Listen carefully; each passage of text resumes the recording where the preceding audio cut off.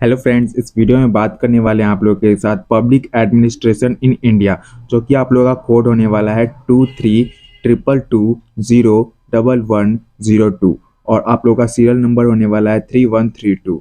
ठीक है, तो इसमें आप लोगों का क्राइटेरिया क्या है, आप लोगों को 5 क्वेश्चन करने हैं और जो भी क्वेश्चन है मतलब कि ऑल क्वेश्चंस आर इक्वल, मतलब कि इक्वली मार्क्स डिस्ट्रीब्यूटेड है। ठीक है, उसके बाद आप लोग यहाँ पे देख सकते हो क्वेश्चन नंबर 1 में आप लोगों से क्या पूछा गया है। क्वेश्चन नंबर 1 में आप लोगों से पूछा गया है, discuss the element of colonial legacy in post independent civil services in India.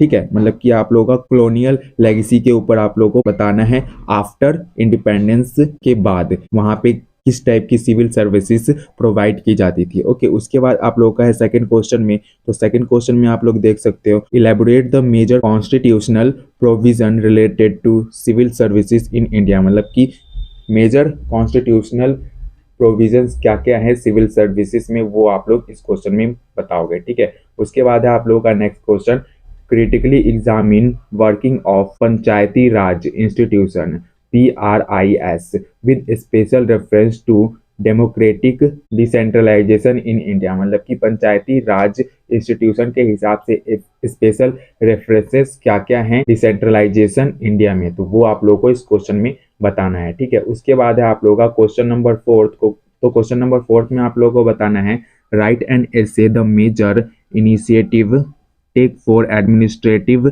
Reform in India. मतलब कि आप लोगों को ऐसे बनाना है किस पे, एडमिनिस्ट्रेटिव रिफॉर्म्स पे आप लोगों को ऐसे बनाना है। उसके बाद आप लोगों का क्वेश्चन नंबर 5 में है, examine the role of finance ministry in budget making in India. मतलब कि फाइनेंस मिनिस्ट्री जो होती है वो इंडिया का बजट कैसे मेकिंग करती है, मतलब कि बनाती है, उसका रोल आप लोगों को इस क्वेश्चन में बताना है। ठीक है, उसके बाद है आप लोगों का next question, differentiate between permanent anti political executive. मतलब कि परमानेंट एंटी पॉलिटिकल एक्सक्लूसिव क्या है उसके बारे में आप लोगों को बताना है। ठीक है, उसके बाद आप लोगों का next question, briefly explain the concept of e governance and it's benefit. मतलब कि आप लोगों का ई गवर्नेंस क्या है और उसके क्या क्या बेनिफिट हैं वो आप लोगों को इस क्वेश्चन में बताना है। नेक्स्ट क्वेश्चन आप लोगों का, राइट एंड ऐसे ऑन डिजिटल इंडिया मिशन। मतलब कि डिजिटल इंडिया मिशन से क्या समझते हो आप लोग, वो आप लोगों को इस क्वेश्चन में बताना है। ठीक है, उसके बाद यहाँ पे देख सकते हो आप लोगों का क्वेश्चन नंबर 9 में आप लोगों से पूछा गया है, राइट एंड ऐसे ऑन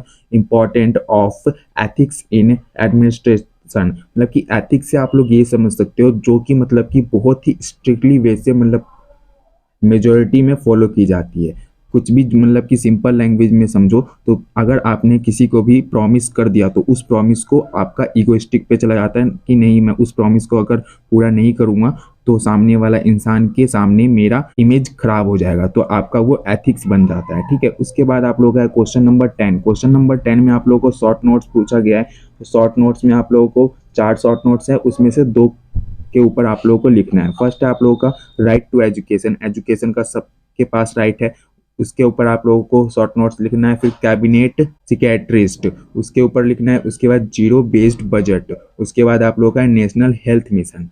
ठीक है, तो ये आप लोगों का था किस सब्जेक्ट का paper, public administration in India. I hope कि आप लोगों ने एकदम अच्छे से पेपर को समझ लिया होगा। अगर आप लोगों को आंसर पीडीएफ चाहिए तो लिंक डिस्क्रिप्शन में, वहां से जाके अपना आंसर पीडीएफ ले सकते हो।